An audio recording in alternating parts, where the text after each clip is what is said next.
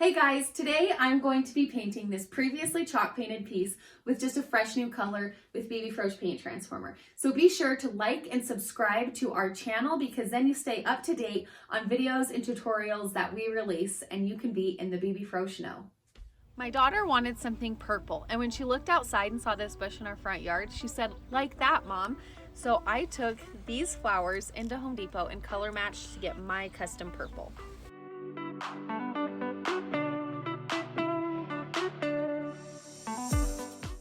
I had this piece on hand that we had done a couple of years ago in this light blue, but you can actually check out the blog post because we demonstrated how we did this whitewash tutorial on top. So it's really cool. We'll link that in the comments so you can check that out if you want to.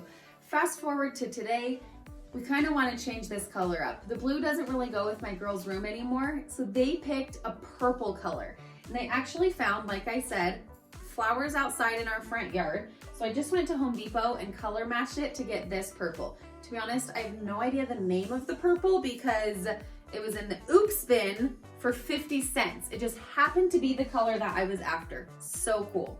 So the supplies that I need for this project are your piece of furniture, your paint. You'll see that I have a flat finish latex paint. That will be the best paint to use for these types of projects. My Baby Frösch Paint Transformer, water, tablespoon, mixing whisk, my brushes. I have paint and wax on hand, clear wax to clear wax afterwards. I do have a piece of sandpaper, I'll tell why in just a second, wax cloths and mixing jar, and then finally some wood putty because I am going to fill these two holes and switch out the knobs for some different knobs. I'm ready to get started painting. You'll notice that I did remove the drawers, so I'll paint those separately. I left this door on because when it was painted blue, the hardware was also painted, so I'm just gonna paint right over that. So it's kind of fun. This piece you can see was already painted like I said. Fast forward to now, I want to change the color and I'm easily able to do that because I'm adding Baby Frösch Paint Transformer to my paint. So I'm ready to get started painting. I like to paint from these paint trays because you'll pour the paint on here and waste a lot less paint by dipping your brush all the way into your jar. So I'm going to use two different size brushes here. One will be easier to get in these nooks and crannies. My larger one will be better to get the large size. You can check out our other video to see why we use chalk paint brushes and the benefits of those. We'll also link that in the comments. So I'm ready to start. First, I'm going to be using my small paintbrush to get in some of these nooks and crannies. With chalk paint, you want to paint in crosshatch strokes. That will help promote self-leveling so that your piece turns out beautiful and smooth. So you can see I'm painting right along here in these crosshatch strokes. This is really awesome and easy because kids can help and pretty much anybody can do this technique. It's super fun and super easy to do. So paint in the crosshatch strokes. You can see my first layer is having really excellent coverage. If your first layer doesn't look like this, that is okay. There are some colors and some brands of paint that just don't have as much pigment. This I got really fortunate on and has really awesome coverage. Most colors will do this. So paint, make sure your first coat is really super thin. That is your bonding layer. If it doesn't look as awesome as mine does right now, that's fine. Let your first coat completely dry before coming back to your second coat.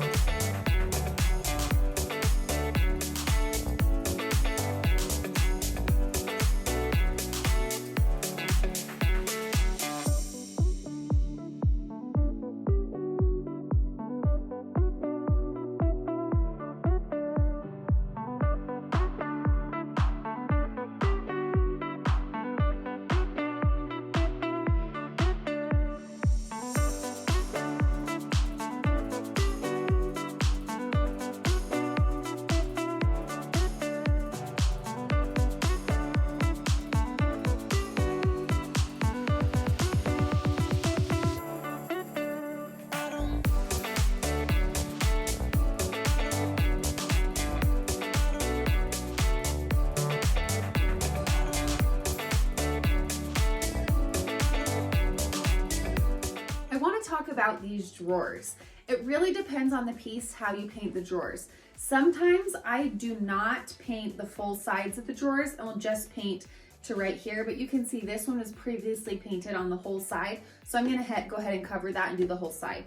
I also very rarely ever paint the inside of a drawer. Now, the only reason I'm doing it here is because it was painted previously. So I am gonna paint the inside here.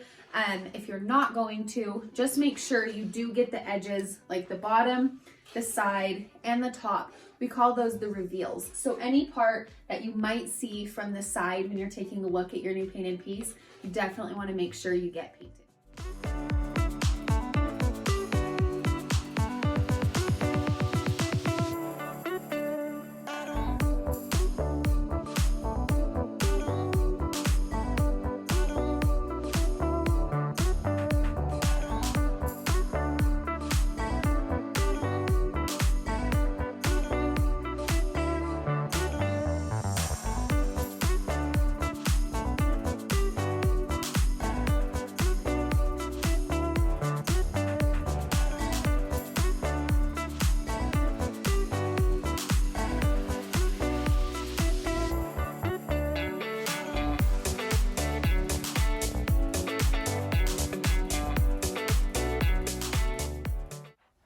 I'm now ready to paint my second coat. My first coat has completely dried. Now you just want to make sure that your paint is totally dry before doing the second coat. I live in a really dry climate, so for me it only took about 20 to 30 minutes to dry, but there are, in more humid climates, you would want to wait a little bit longer, or if you're doing things like spraying, wait a little bit longer to let that first coat fully dry and fully cure. There's a couple troubleshooting tips that I will link a blog post to of what to do if your first coat of paint lifts. That means you didn't have enough dry time. That means the surface wasn't properly cleaned ahead of time, which is something that I forgot to mention. Definitely clean your piece ahead of time. Mine, I had already cleaned it. I just didn't film cleaning it. So clean it with any household cleaner. You may even want to sand or scuff just a little bit, especially if it's a high shine surface or something that has been previously painted like this one. And I'm talking just take a 220 grit sandpaper, go over it a couple passes and just give it a little bit of scuff. You do not have to sand all the way through. You do not have to sand even through any kind of layer. Just give it something to grab onto. And now I'm ready to paint my second coat. With your subsequent coats, make sure you're still painting in those crosshatch directions. If you're really insistent on painting with the grain, then do that on your very final coat. This piece is really only gonna need 2 coats. Some colors do need a little bit more, so just be mindful of that when you're painting your piece and picking your color. Some will need more. This one, luckily for me, only needs 2, which is typically what most pieces need. But once again, paint in those crosshatch strokes, and I will show you how to get a really awesome, super smooth finish. Everything is totally painted. Both coats are completely dry, and I'm ready to wax. So here's a little special tip that you can do before you wax if you want to.